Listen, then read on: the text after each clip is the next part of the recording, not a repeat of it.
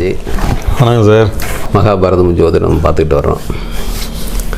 கிட்டத்தட்ட ஒரு நீண்ட பதிவாக போயிடுச்சு.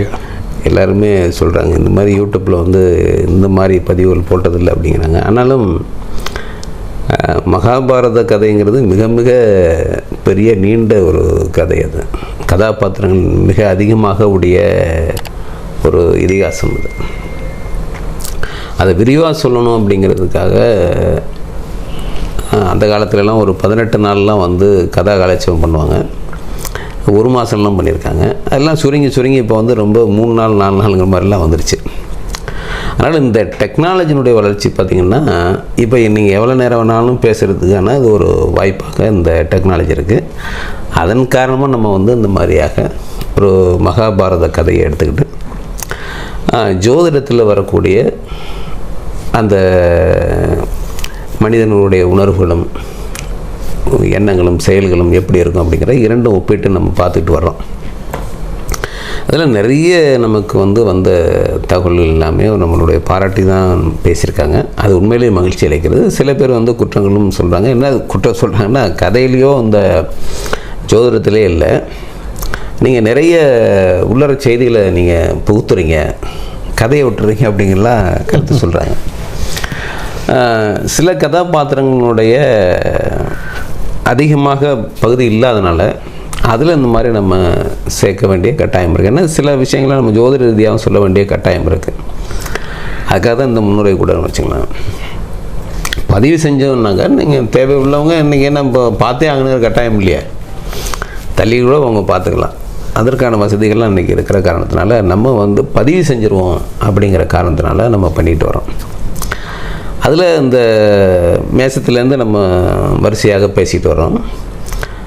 27 நட்சத்திர பகுதியில் பற்றி பேசிட்டோம். ஏற்கனவே லக்னத்தை பற்றி நம்ம போட்டதுனால இப்போ நட்சத்திர பகுதியில் பேசிட்டு வரோம். அதில் விருச்சிகம் வரைக்கும் நம்ம வந்துட்டோம். விருச்சிகத்தில் விசாக நட்சத்திரத்தை பற்றி பேசணும். அவர் நம்ம துர்வாச முனிவரை பற்றி பேசணும். அதற்கு அடுத்த நட்சத்திரமான அனுச நட்சத்திரத்தை காந்தாரியை பற்றி பேசியிருக்கோம். அடுத்த நட்சத்திரம் கேட்டையினுடைய நட்சத்திரம். இது புதனுடைய நட்சத்திரம். கொஞ்சம் புத்திசாலித்தனம் உடைய நட்சத்திரம். 2 விதமான நிலைகளை உடைய நட்சத்திரம். அதுவும் விருச்சிகத்தில் இருக்குது. அப்படிங்கும்போது என்னென்னா புத்திசாலித்தனம், பிடிவாதம், ஒரு வைராக்கியம் எல்லாமே இந்த கதாபாத்திரத்துக்கு வேணும். அவ்வளோ பவர்ஃபுல்லான இடம் இந்த இடம். ஏன்னா ஒரு ராசி மண்டலத்தினுடைய ராசி மண்டலம் பொதுவாக 3 மண்டலங்களாக பிரிக்கப்பட்டிருக்கு. மேசம் முதல் கடகம் வரை ஒரு மண்டலம், சிம்மம் முதல் விருச்சிகம் வரைக்கும் ஒரு மண்டலம், தனுசு முதல் மீனம் வரைக்கும் ஒரு மண்டலம்.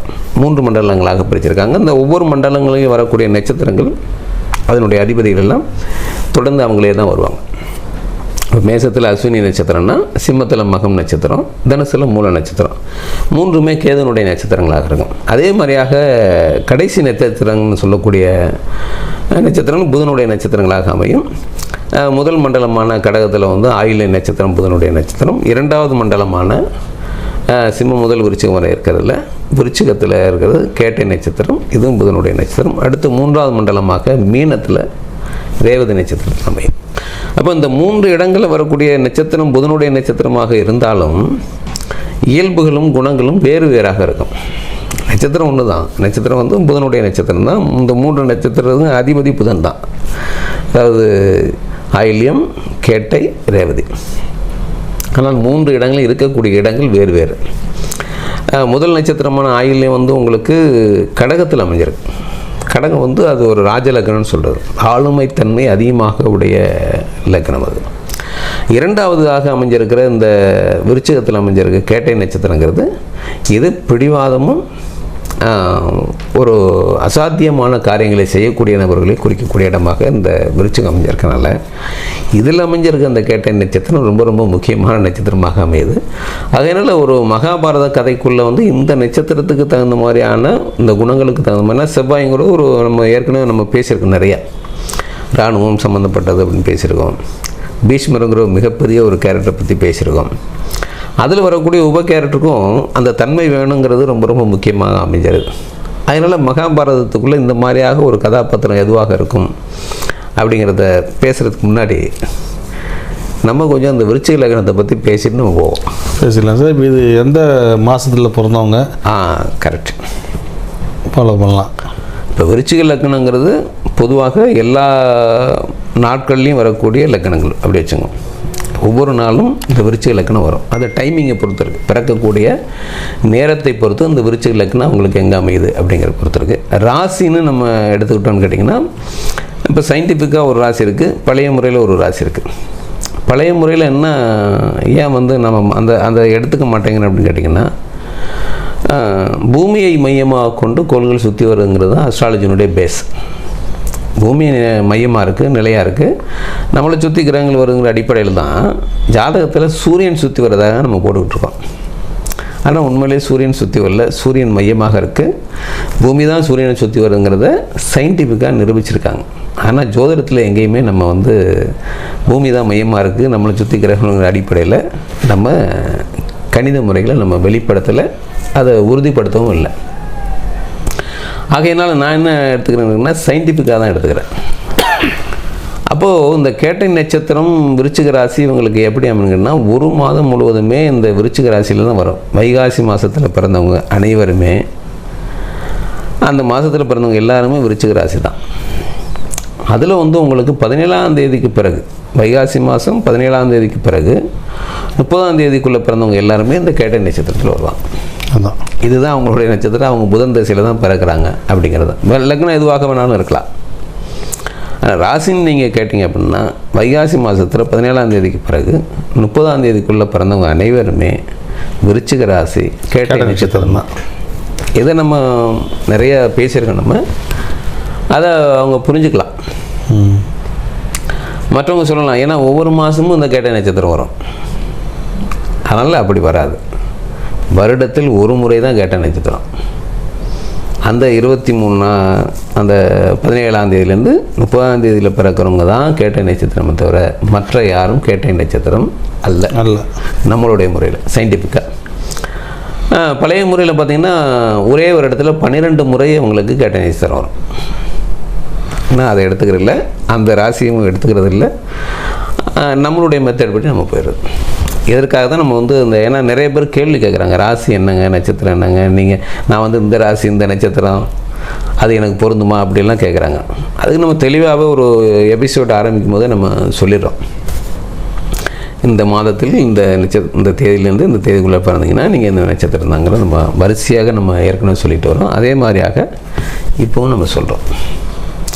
நீங்கள் விருச்சிக ராசியாக இருந்தால், நான் சொன்ன இந்த வைகாசி மாதத்தில் 17க்கு பிறகு பிறந்தவங்களா, 30ஆம் தேதிக்குள்ளே பிறந்தவங்களா இருந்தால், நீங்கள் பிறக்கும்போதே புதன் திசையில் தான் பிறக்கிறீங்க. அதுக்கப்புறம் கேது திசை, அதுக்கப்புறம் சுக்கிர திசை, எப்படிங்கிற வரிசையாக வரும். அப்போது உங்களுடைய வாழ்வியல் முறை எப்படி இருக்கும் அப்படிங்கிறதெல்லாம் அது உங்களுடைய ஜாதக அமைப்பு, உங்களுடைய வயது, அதை பொறுத்து இருக்குது. மற்ற கிரகங்கள்லாம் எங்கெங்கே இருக்குங்கிற அமைப்பை பொறுத்து தான் பலன்கள் அமையும். ஏன்னா ஒவ்வொரு வீடும் ஒவ்வொரு விதமான பலன்களை குறிக்கும். 1ஆம் வீடு ஜாதகரை பற்றி தெரிஞ்சுக்கலாம். இப்போ உங்களுக்கு விருச்சிக லக்னமாக அமைஞ்சு விருச்சிக ராசியாகவும் நீங்கள் இருக்கணும் அப்படின்னு கேட்டிங்கன்னா, வைகாசி மாதத்தில் பெரும்பாலும் மாலையில் பிறந்தவராக நீங்கள் இருந்தீங்கன்னா, ஒரு 5 மணிக்கு மேலே, ஒரு 7 மணிக்குள்ளே அல்லது 6 மணிக்கு மேலே 8 மணிக்குள்ளே பிறந்தவராக நீங்கள் இருந்தீங்கன்னா பெரும்பாலும் விருச்சிக லக்னமாகவும் நீங்கள் வருவீங்க, விருச்சிக ராசியாகவும் வருவீங்க. இது நம்ம சொல்லக்கூடிய நம்மளுடைய முறைப்படி இருக்கிறது. இதை இன்னும் நம்ம வெளிப்படுத்தலை, அதுதான் ரொம்ப ரொம்ப முக்கியமானது.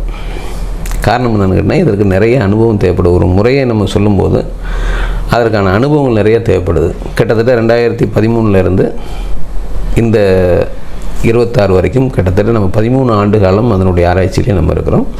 எவ்வளோ பேர்த்துக்கு பொருந்தது, எவ்வளோ பேர்த்துக்கு பொருந்தலை, ஏன் பொருந்தலை அப்படிங்கிறதெல்லாம் நம்ம வரிசையாக எடுத்துக்கிட்டு வரோம். அப்போ இதை வெளிப்படுத்தும் போது சரியான முறையில் நம்ம வெளிப்படுத்தணும் அப்படிங்கிறதுக்காக தான் வெயிட் பண்ணிக்கிட்டே இருக்கோம். அதற்கிடையில் நம்ம மகாபாரதத்தை நம்ம பேசிக்கிட்டே நம்மளோட விஷயங்களையும் நம்ம சொல்லிக்கிட்டே போய்கிட்டு இருக்கோம். இப்போ அது ஜோதிடம் சம்மந்தமான தகவல் அவங்களுக்கு இந்த விருச்சிக ராசி, விருச்சிக லக்னம் அப்படிங்கிற பற்றி நம்ம சொல்லிட்டோம். இந்த லக்னத்தை பற்றியும் கொஞ்சம் பேசுவோம். ஏன்னா பீஷ்மரை நிறைய பேர் கேட்டிருப்பாங்க, பார்த்துருப்பாங்க. பீஷ்மரை பற்றி நம்ம பேசியிருக்கோம், துர்வாச முனிவரை பற்றி பேசியிருக்கோம், காந்தாரி பற்றி பேசியிருக்கோம். மூன்றுமே வந்து ஒன்றுக்கொன்று தொடர்புடைய அந்த இயல்புடைய கொஞ்சம் மாறுபட்ட தன்மையுடையதாக அமைஞ்சிருக்கு. கேட்டை நட்சத்திரத்தை பொறுத்த வரைக்கும் அது மகாபாரதத்தில் இருக்கிற மிக முக்கியமான கேரக்டராக அங்கே வேணும். ஏன்னு கேட்டிங்கன்னா இது ஒரு புத்திசாலித்தனமுடையதாகவும் இருக்கும். அறிவு சார்ந்த நட்சத்திரம் கேட்டை. ஒரு ராசி மண்டலத்தினுடைய கடைசி நட்சத்திரங்கிறதும் இன்னொரு பெரிய ப்ளஸ் அது. ஏன்னா மற்ற மனிதர்களை விட இவங்க இன்னும் வித்தியாசமாக தென்படுவாங்க அப்படிங்கிறது தான். அப்போ விருச்சிக லக்கணம் வந்து ஏற்கனவே ஒரு இராணுவத்தையோ அல்லது ஒரு போலீஸ் துறையோ ஒரு கட்டுப்பாடுகள் நிறைந்த லக்கணமாக நம்ம பேசியிருக்கோம். அப்போ அந்த லக்கணத்துக்கு தகுந்த மாதிரியாக மகாபாரத கதாபாத்திரமும் ஒரு பிடிவாதம் இருந்ததாக வேணும். அப்படின்னா மகாபாரதத்தில் யாரை எடுத்திருக்கான்னு கேட்டிங்கன்னா பாஞ்சாலி தான் இந்த கதாபாத்திரத்துக்கு மிகச்சரியாக திரௌபதி திரௌபதி பாஞ்சாலி இன்னும் 2-3 பேர்கள் கூட உண்டு. அவங்க தான் இந்த கதாபாத்திரத்துக்கு சரியானவங்களாக இருப்பாங்க அப்படின்னு சொல்லி டிசைட் பண்ணியிருக்கேன். இருக்கும். உங்களுக்கு என்ன தோணுது? இல்லை, கண்டிப்பாக இருக்கும். நீங்கள் சொல்கிறது எல்லாமே ஒரு வைராக்கியம், அந்த சபதம் என்ன ஒரு ஏன்னா நிறைய இருக்கு. எப்படி ஒரு சபதம் அதையே அவங்களுக்கு தானேங்க. ஆமாம், அதையே அவங்களுக்கு தானே. போருக்கான காரணமும் எல்லாமே அவங்க தான் முதல் காரணமாக இருக்கிறாங்க. அப்போது பீஷ்மரை நம்ம ஒரு வைராக்கியம் உடையவராக ஒரு பெரிய சபதம் போட்டு அந்த சபதத்தை காப்பாற்றக்கூடியவராக நம்ம பார்க்குறோம். அதே மாதிரி காந்தாரியும் நம்ம பார்க்குறோம், துர்வாச முனிவரையும் நம்ம பார்க்குறோம். அதுக்கடுத்து அந்த மாதிரியான ஒரு கதாபாத்திரம் யாருன்னா பாஞ்சாலியை தவிர வேறு யாரும் இந்த மாதிரியான கதாபாத்திரம் இல்லை. அப்படிங்கிறத தான் நான் அந்த பாஞ்சாலியை எடுத்திருக்கேன். கரெக்டான சாய்ஸ் தான். ஆமாம், அதாவது ஒரு இதிகாசத்துலேயே பாரதியார் எடுத்துக்கிறது இந்த பகுதியை தான். பாஞ்சாலியை பற்றி அவர் பாஞ்சாலி சபதம்னு ஒரு தனியார் நூல் இருக்குது. அதுக்கு ஒரு மிக முக்கியமான காரணம் இருக்குது. ஏன் அந்த பாஞ்சாலி சபதத்தை எடுத்தான்னு கேட்டிங்கன்னா 1912 தான் இந்த கதையை அவர் இதை வந்து எழுதுகிறார். பாஞ்சாலி சபதம்னு எழுதுகிறார். அப்போது பிரிட்டிஷ்காரங்களுடைய ஆட்சி காலத்தில் வந்து உங்களுக்கு இந்த மாதிரிலாம் ஒரு அரசை எதிர்த்து எதுவும் நீங்கள் பேச முடியாது. அப்போ அவர் என்ன பண்ணுறாரு, இந்த பாஞ்சாலி சபதத்தை எடுத்துக்கிட்டு இந்த அரசியலோடு அது கமிட் பண்ணுறாரு. ரொம்ப விசித்திரமாக இருக்குது. என்னென்னா பாஞ்சாலி வந்து தரன்னு இழுத்துக்கிட்டு போகும். யாரும் துச்சாதனை வந்து இழுத்துட்டு போகிறான் இல்லைங்களா, அந்த பகுதியை மக்கள்லாம் வேடிக்கை பார்க்குறாங்களாம். ஒருவர் கூட தடுக்கவில்லை அப்படி சொல்லி அவர் என்ன சொல்கிறாரு, சுதந்திரத்துக்கு போராடாமல் மக்கள் எல்லாம் நீங்கள்லாம் இந்த மாதிரி இன்னும் வேடிக்கை பார்த்துக்கிட்டு இருக்கீங்களே அப்படிங்கிறத கனெக்ட் பண்ணி அங்கே அடிச்சிருப்பார். இதையும் கனெக்ட் பண்ணுறாரு. மக்கள் பூரா நீங்கள் வேடிக்கை திட்டுறாரு, ஜனங்களை வந்து அவர் திட்டுறாரு. இந்த மாதிரியாக ஒரு மடத்தனமான மக்களை நான் பார்த்ததில்லை அப்படிங்கிறதெல்லாம் பாஞ்சாலி சபதத்துக்குள்ளே சொல்கிறாரு. கதையில் சொல்லும்போது உங்களுக்கு தெரியாது இல்லையா, பிரிட்டிஷ்காரன் கேட்கும்போது அந்த கதையை தான் உணர்ச்சிபூர்வமாக சொல்லிக்கிட்டு இருக்காரு அப்படிங்கிற மாதிரி இருக்கும் இல்லைங்களா. அந்த இடத்த மட்டும் அவர் சபைக்கு கொண்டு வருவானே தவிர அரண்மனையில் கூட நடக்கிற விஷயம். பாஞ்சாலி எங்கே இருக்கிறா, உங்களுக்கு அரண்மனைக்குள்ளே தான் இருக்கிறார். அரண்மனையில தான் இன்னொரு இடத்துக்கு கூட்டிகிட்டு வராங்க. ஆனால் இவர் என்ன பண்ணுறாரு, இதை தெருவில் கூட்டிகிட்டு வராங்கிறாரு. கூட்டிகிட்டு வந்து நம்மளுடைய சுதந்திர தேவியை வந்து இந்த மாதிரி ஒருத்தன் மானபங்கப்படுத்திக்கிட்டு இருக்கிறான், அவனை வந்து நீங்கள் பார்த்துக்கிட்டு இப்போ மக்கள் வேடிக்கை பார்க்குறீங்களே அப்படின்னு சொல்லி மக்களை திட்டுற மாதிரி அதை கொண்டு போவார். சுதந்திர தேவின்னு சொல்லப்பட்டார், பாஞ்சாலின்னு சொல்லுவார்.